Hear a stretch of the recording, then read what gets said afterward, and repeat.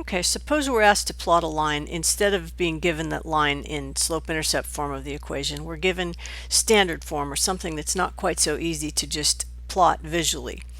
Well, let's remind ourselves that the intercepts, the x-intercept and the y-intercept, occur at the two places where the x value or the y value are equal to 0. So for example, where the x value is equal to 0, we figure out what y is equal to, and vice versa. So let's do that. I've made this table here, which I'm going to complete, and I'm going to show you how to do this almost instantly. I know that when x is equal to 0, it multiplies by 3, and anything multiplied by 0 is equal to 0. So it's as if I can just cover that up. I can literally put my finger over that and imagine that it goes away when x is equal to 0. And now I'm left with negative 4y equals 9. Well, that's a simple one-step algebra equation to solve. I'll divide both sides by negative 4, and I get y equals negative 9/4. And I just leave it in that form because that's going to be pretty easy to figure out on a graph. And then I go and do the same thing for when y equals 0. When y equals 0, I can think the same way. I can think to myself, well, 0 times negative 4 just leaves me with 0. So now I can look at this as if 3x equals 9. And I don't even have to write anything out. I can just say, if I divide both sides by 3, then x will be equal to 3. So I'm going to write down 3 right here. And I now have the two ordered pairs that I'm going to use to plot this line. So I'll come up to my graph paper, which I've set up, of course, with a straight edge, and I've made certain that everything's straight, that I've labeled both axes with arrows, and I've labeled them x and y. Now, before I write some number to indicate the scale of my axes, I'm going to look here and see what sort of range I need.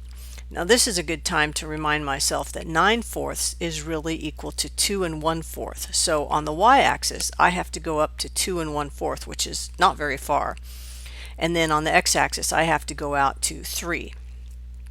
So I could probably afford to scale this so that every 2 boxes is equal to 1 on my axis here. And that'll also make it easier to figure out where negative 9/4 is. So let me go ahead and mark off some numbers here, and I'll say that if this is 1 in the positive direction, I have done enough to indicate my scale all up and down the y-axis.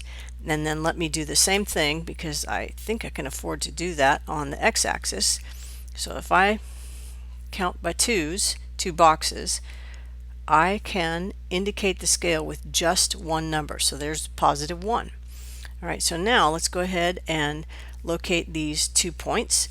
0, negative 9/4 is over 0 and down 2, 1, 2, and 1/4. And it's going to be easy to figure out where 1/4 is, because there's 1/2. 1/4 is half the way. So this is my y-intercept, and then my x-intercept is out at 1, 2, 3. So I'll put a point there, and then I'll take my straight edge. Absolutely always use the straight edge. Connect, and let me move this up so you can see a little bit better. Connect, draw the arrows on each end to indicate that this line goes on forever in both directions. And then I'll go and I'll label my line with the original equation. And it doesn't matter whether I use the form that the equation was given. I could go ahead and solve that to be in the slope-intercept form. Doesn't really matter. 3x minus 4y equals 9. I just need to label it with the equation that generated it.